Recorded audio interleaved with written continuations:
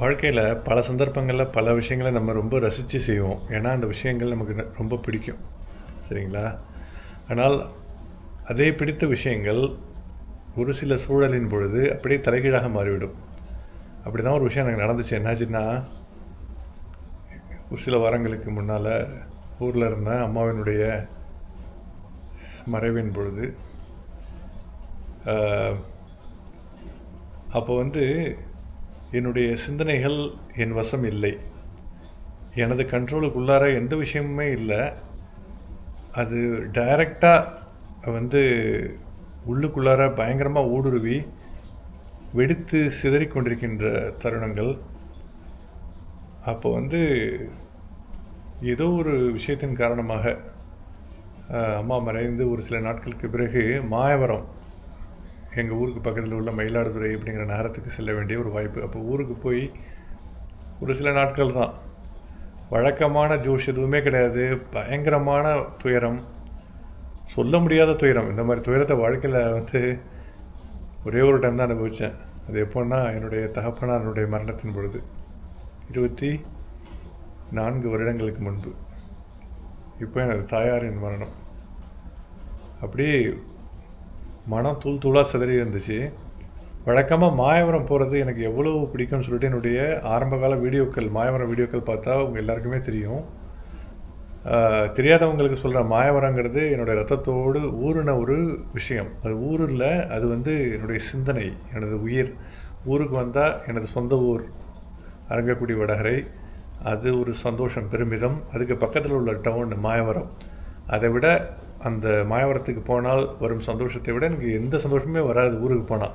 அவ்வளோ ஒரு துள்ளலோடு இருப்பேன். ஆனால் சென்ற முறை மாயவரத்துக்கு போகிறப்போ அதற்கு முற்றிலும் எதிர்மறையான எதிர்வினையான ஒரு விஷயம் நடந்துச்சு. என்னென்னா, எந்த அளவுக்கு சந்தோஷத்தோடு இருப்பேனோ அதை விட பல மடங்குகள், பற்பல மடங்குகள், எத்தனை மடங்குன்னு சொல்ல முடியாது, 100 மடங்கு 1000 மடங்கு எதிர்மறையாக துயரம் ஆட்கொண்டு விட்டது. என்ன காரணம்னா, மாயவரத்துக்கு போகிறாங்க ஏதோ ஒரு வேலை காரணமாக, ஒரு முக்கிய வேலை காரணமாக. அந்த சமயத்தில் போகிறப்போ எப்போ போனாலும் அம்மா ஒரு போகிற வழியில் கொஞ்சம் நேரம் கழித்து, நீ எங்கே போயிட்டுருக்க, பத்திரமா போகிறியா, பார்த்து நல்லபடியாக வா, நடுவில் ஏதாச்சும் குடிச்சிக்க, அதெல்லாம் சொல்லுவாங்க.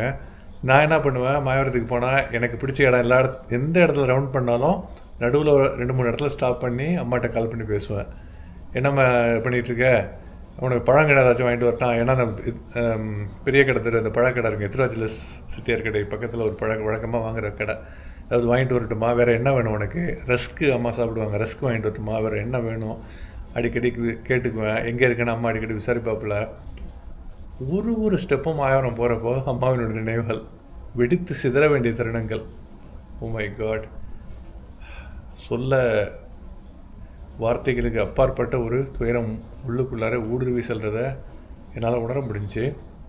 அந்த சந்தர்ப்பத்தில் மாயவரம் போகிற வழியில் கலெக்டர் ஆஃபீஸ் பக்கத்தில், இந்த பஞ்சாயத்து போட்டு தாண்டி கலெக்டர் ஆஃபீஸ்க்கு பக்கத்தில் ஒரு நபர் என்னை ஸ்டாப் பண்ணுறாரு. நான் 2 வீலரில் போயிட்டுருக்கிறப்போ மாயவரம் போகிறப்போ, யாருன்னு பார்த்தா என்னுடைய ஸ்கூல் நண்பன். தருமபுரத்தில் நான் படிச்சுட்டு இருந்தப்போ நாங்கள் சேர்ந்து படித்தோம், மோகன சுந்தரம் அப்படின்னு சொல்லிட்டு. நல்லா ஞாபகம் இருக்குது. ரொம்ப நாளுக்கு பிறகு பார்க்குறேன்.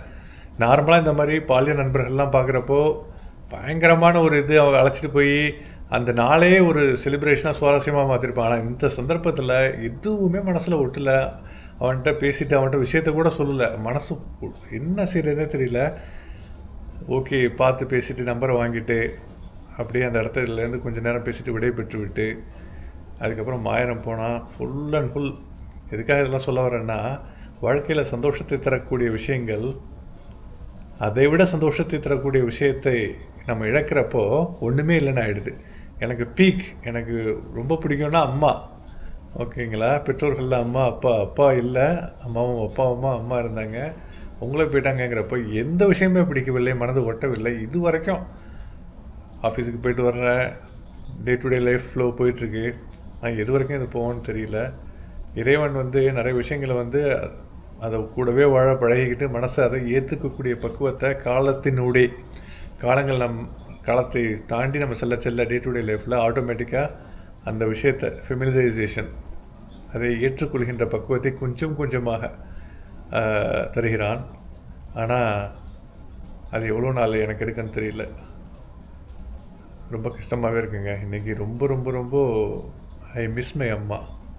ஐ எம் மிஸ்ஸிங் மை அம்மா டு அன் எக்ஸ்ட்ரீம் எக்ஸ்டென்ட். சொல்ல வார்த்தைகள் இல்லை. இதெல்லாம் ஷேர் பண்ணுறேன், மைண்ட்லேருந்து கொஞ்சம் ஷேர் பண்ணுறப்போ வேறு என்ன பண்ணுறது. ஆக்சுவலாக குடும்பத்தாரிடம் ஷேர் பண்ணுறேன், சிஸ்டர்ஸ்ட்டு ஷேர் பண்ணுறேன், நண்பர்களிடத்தில் ஷேர் பண்ணுறேன், இப்போது பார்த்துட்ருக்கிற உங்கள்கிட்ட ஷேர் பண்ணுறேன். எல்லாருமே ஆறுதல் சொல்கிறீங்க. மிக்க நன்றி. இறைவன் உங்கள் அனைவருக்கும், நம் அனைவருக்கும் அருள் புரிவானாக. என்ன சொல்கிறது தெரில. ஓகே கைஸ், எல்லாருமே அவரவர்கள் பெற்றோர்களை பத்திரமா பார்த்துக்கோங்க. அவங்க இருந்தாங்கன்னா அவர்களை சந்தோஷமாக வைத்துக்கொள்ளுங்கள். இறைவன் நம் அனைவருக்கும் அருள் புரியட்டும். நம்மை பெற்ற பெற்றோர்களுக்கு தாய் தந்தை இருவருக்கும் மிகப்பெரிய அருள் புரியட்டும். அஸ்ஸலாமு அலைக்கும் வரஹ்மத்துல்லாஹி வபரகாத்துஹு.